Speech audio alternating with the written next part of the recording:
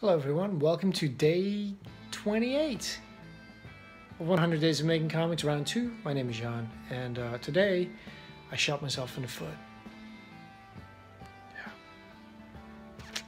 So I've got another project alongside the comics, which is a little fan edit, and the fan edit is going well. In fact, I was very inspired yesterday, cut together a new scene in 2 hours, only realizing that it didn't go anywhere, and then lightning struck and I realized my way out, which is awesome. So I actually finally managed to work out the segue between two scenes. Was just a placeholder that I had before. It was just a Photoshop job I put in there. And then today I finally got to put in two more scenes, one made up and one, well, made up like kind of, and one just improved by moving some dialogue around.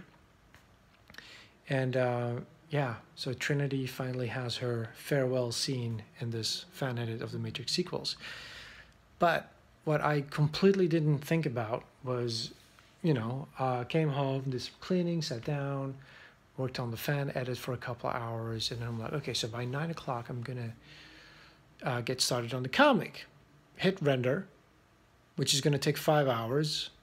So, came out of the shower, sat down, looked at my Cintiq and went, oh, right.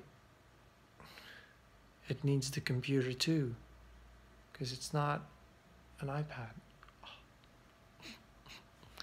So yeah, kind of shot myself in the foot there. However, there's plenty of things I can do.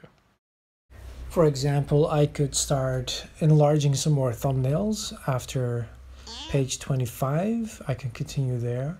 Or I can look at the pages I have already since they're in the cloud, have a look on them, at them on my phone and start work on the dialogue. Or I could draw a little pinup of some of the characters and just hone my skills that way. I could ask the cat for advice.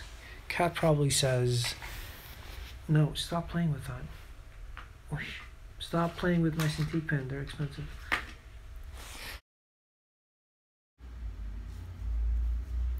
So the half hour is up. I went through my notes. It was actually I took out my thumbnails. I had to go through my thumbnails and I started organizing. Like I started thinking ahead because I've had all these little happy accidents in the past 12 pages that I've been working on that really have changed things up. But then there's this thing that stood out, like just reading the comic book and looking through the thumbnails, up until page 25, where someone falls, is saved by Francis, but that event happens twice to two different guys. And I thought like, well, that's kind of, because it's not the only time I've done that, where without thinking, I just repeat an action or something that they're doing. And that doesn't quite work, like, because it takes away the specialness, if you will. But then I actually started daydreaming about like, well, what if I actually keep these in? Because if this is actually what happened, both of them fall because they're not being careful, and so both get saved by the same person, but one of them is a bit of a dick, so he's just gonna forget it happened and completely ignore it. And for the other one it was quite a near death experience, and so he's gonna be like traumatized by it for a while and really think about it and think about the woman who saved him, and so I thought like, well, that could actually be an interesting thing between those two guys, like how they deal with it differently, and then will they talk about it. And so like taking it like that, like I think even though it's kind of silly to have exactly the same thing happen twice, so maybe I can give it a little twist before I get up to that point. So yeah, that was kind of cool. Definitely something to think about.